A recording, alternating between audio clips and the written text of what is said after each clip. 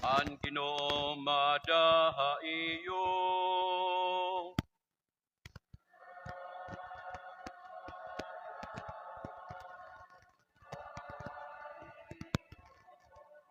Pagbahasa ti kangan santos nga ebanghelyo lumalakan San Lucas.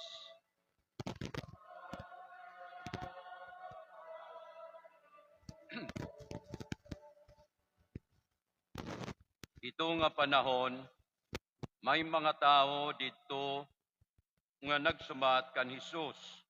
Iunong han mga taga Galilea nga ginpamatay ni Pilato samtang nagahalad hira ngadtohan Dios.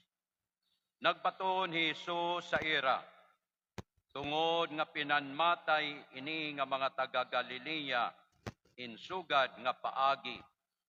Naguhunahuna ba kamo nga nagpapamatuod ini nga mas makasasala hira kayhan iba nga mga taga Galilea?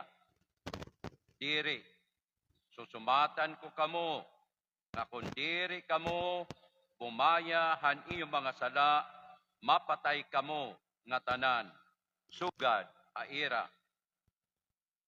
Ano man ang hiunong han napulo kagwalo nga nagkamatay hasiluwi, an kadat ugi haira han lantawan. Naguhunahuna ba kamo nga nagpapamatuod ini nga mas makasasala hira kayhan iba nga mga tawo nga naguukoy ha Jerusalem? Diri, susumatan ko kamo nga kung diri kamo bumayahan iyong mga sala, mapatay kamo nga tanan, sugad aira. Nga nagsumat haira Hesus sini nga pananglitan. Mayadto usa ka tawo nga may kahoy nga igos nga naturok iya uma. Nakadto hiya hinpamiling hinbunga kundi waray makaagi.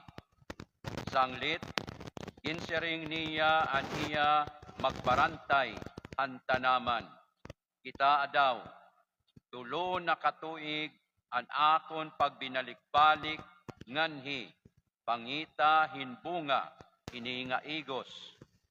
Kundi waray ko hinaagian, gabay pudlon ini nga kahoy, kay kanugon la an katambok antuna. Kundi binaton an magbarantay, ayaw la pagpudla, pahagusa taanay, hinusa katuig.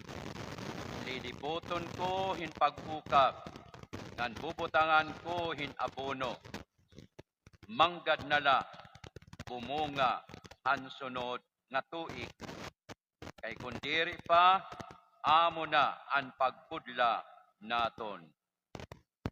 An Ebanghelyo, an aton Ginoo. Pagdayawon ka.